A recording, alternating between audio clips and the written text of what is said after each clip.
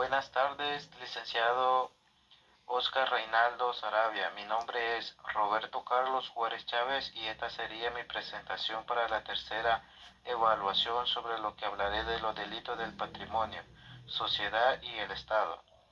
Delitos contra el patrimonio es el conjunto de infracciones punibles que vulneran la propiedad de las personas naturales o jurídicas, entendiéndose por patrimonios conjunto de cosas, bienes o derechos que tengan un valor económico y respecto de los cuales se da una determinada relación jurídica que comportan unos determinados derechos y obligaciones jurídicas reconocidas por el ordenamiento jurídico. Características. Estos delitos se generan por factores de índole económico-social y tienen gran incidencia en nuestra sociedad. Son cometidos por individuos de los diferentes estratos sociales en sus diversas tipologías, algunas a veces individualmente y otras conformados por grupos organizados constituyentes en el mayor número de las infracciones en agravios respecto de los bienes muebles y en menos porcentaje en las relaciones con los bienes inmuebles. Tipología: puede ser robo, hurto, extorsión y secuestro, estafa y otros fraudes a proporción indebida, retención indebida y usurpación de daños. Delitos contra la sociedad. ¿Qué es un delito contra la sociedad? Los delitos societarios son aquellos que realizan los administradores de las sociedades con el objetivo de perjudicar a la sociedad, a sus socios, a terceros. Se trata de los delitos especiales contra el patrimonio y el orden socioeconómico. La calificación de los delitos es el fundamento para poder recogerlos en la ley y para evaluar la pena que se representa. A veces esa consideración se hace en referencia al acto, ignorando la posibilidad del prejuicio que hubiera podido generar para las personas, que es el fundamento de derechos conculcado por cada delito, siendo así que el agravamiento de un acto puede provenir por la tentativa de daño y por número posible de afectados, aun cuando estos puedan considerarse impersonalmente. Se podrá calificar la gravedad de aquellos delitos que aún no tienen un objeto directo de causar daño a las personas, pudiera haberlo hecho por los efectos directos del acto, siendo tanto más graves cuanto lo sean o pudieran haberlo sido en mayor número de afectados.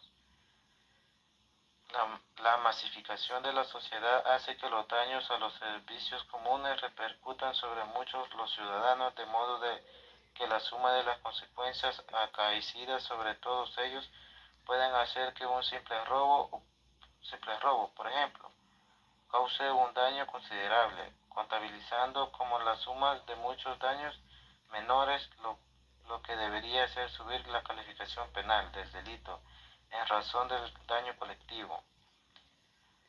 Considérese la gran diferencia del efecto sobre la sociedad de quien roba 100.000 kilogramos de cobre de un almacén de materiales, o que lo haga de un detenido de suministro de energía de un medio colectivo de transporte que quedará temporalmente fuera de servicio.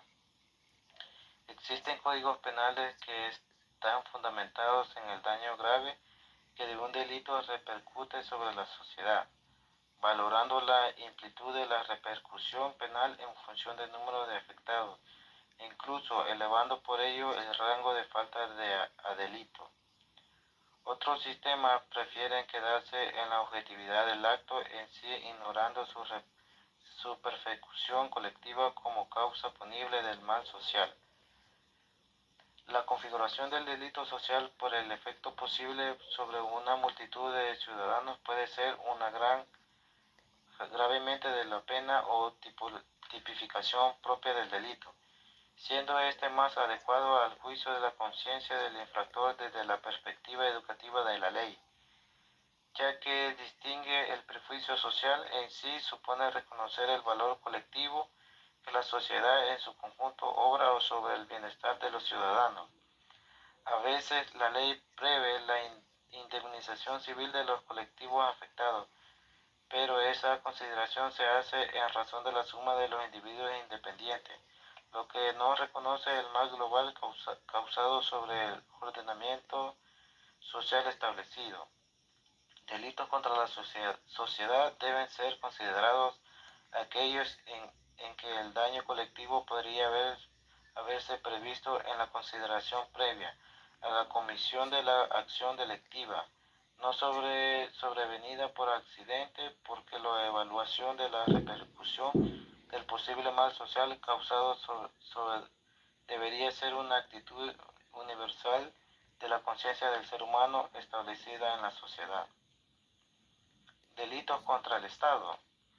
Es toda conducta ilícita contra la integridad de la persona jurídica, en la que se estructura la vida política de una colectividad. Esto puede ocurrir por acciones de personas ajenas al Estado o por funcionarios del mismo que actúen en contra de los principios básicos que ese Estado debe defender.